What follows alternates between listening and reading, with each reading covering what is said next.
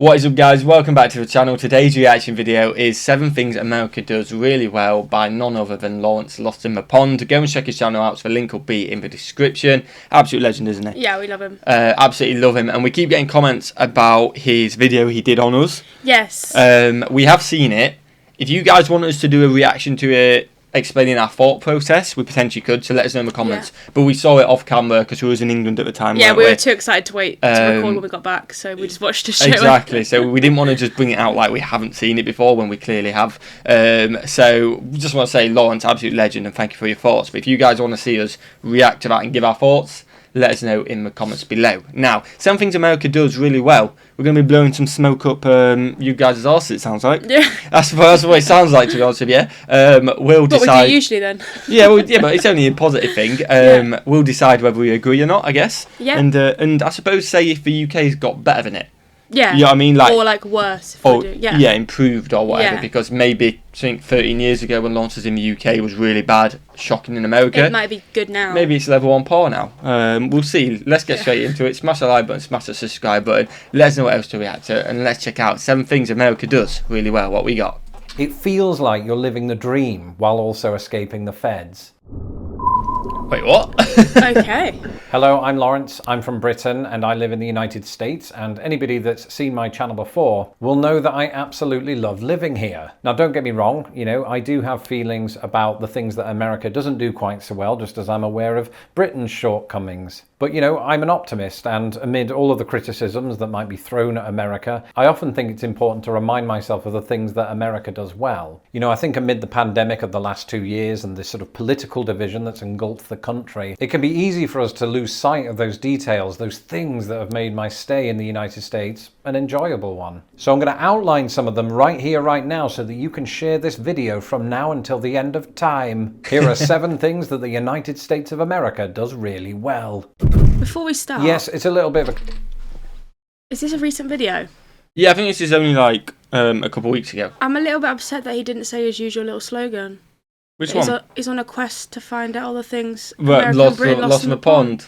But I suppose this isn't Lost in the Pond because we do it. It's just what America does really well. I suppose. So I get what you mean, but I get it's not differences, is it? It's just what America does well. So yeah, we'll let him off. I like it when he says that. It's a cliche because everybody loves pizza. Even back in Britain, we like pizza. Just not as much as we do in America. I lived in Britain for 26 years. I've lived in America for 14, and I've probably had 100 times more pizzas since moving here. Wow. And on the whole, America does them really well. I'm sure the Italians won't thank me for saying that, and I'll caveat that by saying I do also love Italian pizza. I just love pizza in general. That's sort of a rule, isn't it? But America has many different styles, and of course I live in Chicago, so I am living in the place where one of its most famous pizzas was born. And we love Chicago pizza, don't we? Well, yeah, I mean we've only ever had the mini versions of it, what we get over here, but oh my days, they are stunning. They are one of the best, frozen pizzas. Yeah, again, people are going to be so annoyed at us that because it's not a traditional one, it's not a big one. That's all we've got in the UK from what we've seen, at least. And oh my days, it's weird because I love pizza, don't you? You love pizza, but just having it that much deeper and all, it makes such a difference. I don't even know what it is about it, but it's just. It is gorgeous. It's so good. So I have to agree with him. On that one taste test, that's probably the best pizza I've ever had. Yeah. So I have to agree, America does do that very well. And if I'm in the mood and I haven't eaten in 3 days, a Chicago deep dish pizza is amazing. But, and this is the reason that I don't go out onto the streets of Chicago anymore, I actually prefer the Detroit style. I know, because the thing is with Detroit style, it's like Hufflepuff. Everybody thinks they're either Gryffindor or Slytherin, but I'm a contrarian by nature, so I always like to go for the third option. For me, it's not New York style or Chicago, it's Detroit.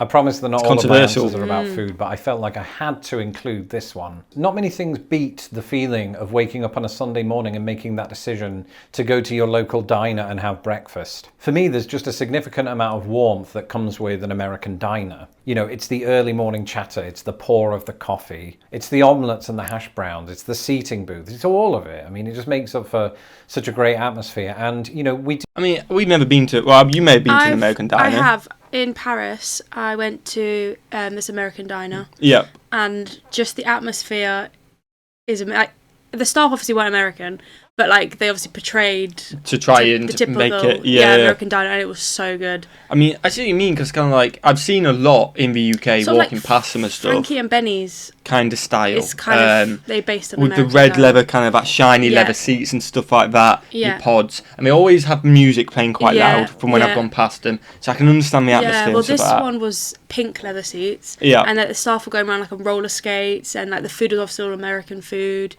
And it was just the whole atmosphere is just like the black and white checked floor. Yeah, it was good. When we next go to the UK or when we're in the US, we definitely got to go to one. Yeah, definitely. I see what you mean. It does seem a very appealing place. Yeah. Like when we just go for breakfast, we'll go to a normal. You go and sit in, you sat in a cafe, a standard chair pretty much, and then you just chat. It's no atmosphere, is it? It's just like you're on your own thing. So it'd be interesting to see. It was in Disneyland actually, so if we go, we'll.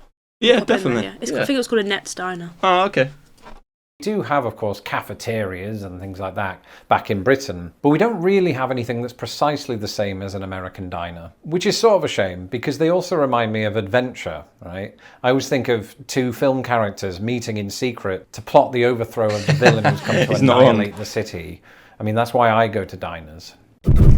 Streets. This might seem like a weird answer, especially since, of course, we have streets in Britain. And to some extent, I miss the streets in Britain. You know, there's character to the winding nature of them, and you can very much get lost just looking for the post. I'm assuming he's going to talk about like what was in New York with the blocks and stuff like that. Yeah, I think so. Because again, it just makes life so much easier. Yeah, it's so different to the UK, isn't it? So. Yeah, instead of just having a street called a random name and you got no clue where it is, it's 46th Street. Oh, okay, well, it's 46 streets up, if that makes sense. I'm on the 22nd at the moment, that's 24 streets up.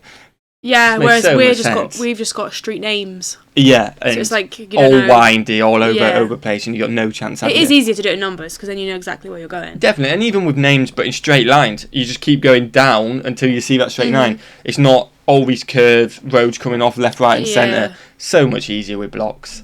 Post office. Here it feels like you're less likely to do that, and the orderly side of my brain appreciates that. Streets, firstly, of course, are laid out usually in blocks, so you have kind of rectangular streets. This is very much in line with my observations of America's fascination with rectangles. But it's not just that, right? It's the things that are on the street. Those fire hydrants that you see in the movies, it turns out they're real. And the house numbers seem to go on forever. It almost seemed peculiar back in Britain if the house number went into 4 digits. I don't know that I've never even seen one go over 100. Are there any in Jersey anyway? Oh, probably not in Jersey, because again, the island's 9 by 5, but in England a lot of the time they do go over 100. Americans that live at, number 4 Washington Street. Oh, and streets as well, they're all named after presidents, or places in America, or types of tree. And I just love that continuity. I love saying things like, I'll meet you on the corner of Maplewood and Jefferson in 5. And there are always people walking their dogs on these streets, and they're usually super polite, and they'll look you in the eye and say, good morning.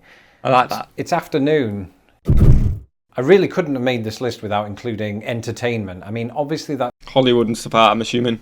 It's got to be the home of entertainment and stuff like that, yeah. It's quite a broad term, but I think in general terms, very few countries do entertainment like the United States. Firstly, I mean, America produces so much entertainment. You could be talking about music, television, film. And in each of those, there's just such a vast array of output. Now, don't get me wrong, some of it's crap. But when they get it right, which historically has been often, you end up with The Wizard of Oz, you end up with Star Wars, you end up with the Marvel love to go franchise, through a drive-through Quantum movie. Leap. Oh yeah, that'd be pretty cool. It's just a different experience, isn't it? Unless it rains, I could be. But I suppose if you in your car. Yeah, I know you in your car, but I can always picture with the roof down. The roof down, just from American movies stuff. A lot of them with the roof down, eating popcorn, potentially chatting to the mates in another car.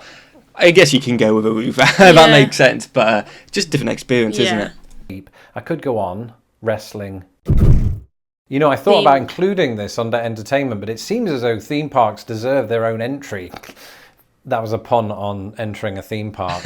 Now, over the years, Britain has had its fair share of theme parks, from Alton Towers to Flamingo Land to the M25, but America just has more of them. And of course, I think everybody knows Peppa Pig World. Oh, that's your favourite, isn't it? I've never actually been. We've been to Alton Towers quite a few times, haven't we? Alton Towers is good, yeah.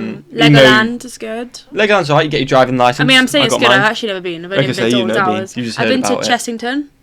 World of Adventures. Bad one. Thought Park. But to be fair, when you did go to Alton Towers, you didn't go on half the rides anyway. The second time, I went on a lot of rides compared to the first time. I mean, I cried. I think I cried on all of them. Pretty much, yeah. I had a good time though. Everyone was like, I looked to my left and you're all smiling and I'm just crying. It was a good crack.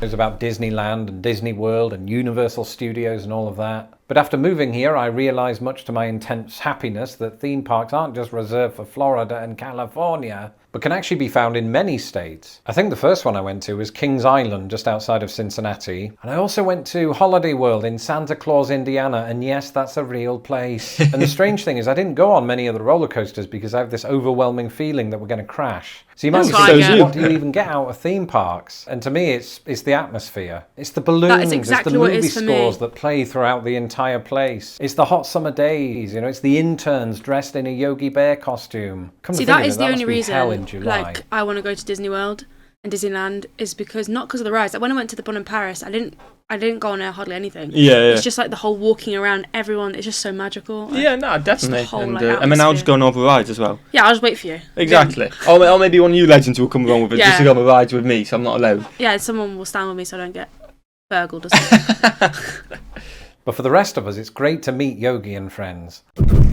People who watch this channel regularly know that I absolutely love parks, partly for the opposite reason that I love theme parks, which now that I've said that out loud, I've just realised that theme parks are themselves parks. Anyway, the point is, it's the relative absence of people that makes them so enjoyable. This was even the case for me when I lived in Britain, where we have a boatload of parks, some of which have boats. But just like with theme parks, America has way more of them. And some of them are absolutely massive. There's one in Alaska that is larger than Northern Ireland and Wales combined. Wow. In fact, back in the day, I did a video about US national parks that absolutely dwarf their UK equivalents. I'll link to that at the end of this video. And there's sort of a hierarchy of parks here as well. You've got the sort of local municipal parks, you've got state parks, you've got national parks. Spoil for choice because the United States is made up of a very diverse terrain. So you've got the hot springs at Yellowstone National Park, you've got the tree-laden mountains of Great Smoky Mountains National Park, you've got the Grand Canyon and just 100 million other places. That is an exaggeration, but there's a lot of them. And of course you could fly to these places, although not directly, you'd have to go to an airport. But really, let's be honest, does that beat a good old American road trip? I don't think so. I love the open road in the US, and some of that comes from the movies. Again, it's just like with the diner. It feels like you're living the dream while also escaping the feds. And you just stick on Billy Joel or something cool, you wind down the window and you just hit the gas, man. Not the gas man, you hit the gas, man. It's amazing. I feel like we'd enjoy it, but I feel like it'd be too long sometimes. Yeah, and also I feel like I don't know, I feel like I'd be quite stressed and scared. I don't know. Why? I don't know what it is about those big roads, but... Well, we've drove 5 hours in England to get from the south to the north, and we enjoy it. We're singing along and stuff like that. But the issue is we kind of did it early on in the morning, and then your back starts getting sore, and it's just you're in a static position for a very long time, aren't you? Whereas if you're going to go from like state to state, it's a long It's time like potentially double that, and it's a very long time. But I wouldn't say I get scared. You've got a sat nav, you've got your phones. Technology these days, you're not really going to be going in too many barren places. Unless you decide to go them routes. I think it's from those dashcam videos. Oh, what? It's put me off driving in America now. That happens in the UK and as well, though. And in Yorkshire as well. So, yeah, that won't happen. We may schedule on that one, but in a few weeks you'd have forgot. I think what we could do is maybe like rent a car in the state and drive around in the state. Yeah, could do. And then just fly. Potentially. Or go on a road trip. We'll see. We'll see. We'll plan our trip one day when we eventually come over, potentially next year. So we'll sort it out, won't we? And that open road, of course, really is open and long, with some highways spanning the entire country. And you see things on these journeys that you don't see from the air, and you certainly wouldn't see in Britain, like quirky roadside attractions, especially when you're on a historic route, or the terrain that I just spoke about. And taking road trips in Britain was never quite the same thing, because firstly, the country is nowhere near as big, and secondly, in the UK, you can get to most towns and cities by train, which is equally adventurous, but you can't really do that for the most part in America, because there isn't high-speed rail. That's an example of something it doesn't do too well, so I've learned to embrace one of the things that it does, and that's road trips. That is it for this episode. Let me know in the comments. I know a good Lost on a Pond video. Good, yeah. Just highlighting what they do well, pretty much. Yeah, and also, like, things I wouldn't think about us going, like trying out when we get there, like the diners and things. Oh, definitely. It's definitely highlighted to us that we... Yeah, we never really thought about it. You just thought, it's just a normal cafe. Yeah. But when it actually highlights it, you're like, actually, come to think of it, it is a whole different atmosphere and stuff like that. So, super keen when we go over. Yeah. If you guys enjoyed this video, smash the like button, smash the subscribe button. Again, let us know in the comments if you want us to check out the launch video talking about reaction channels and stuff like that. We have already seen it, but we can potentially still answer in my video, can't we? So let us know in the comments, guys. Smash the subscribe button. Have a fantastic day, and we'll see you legends in the next one. Peace.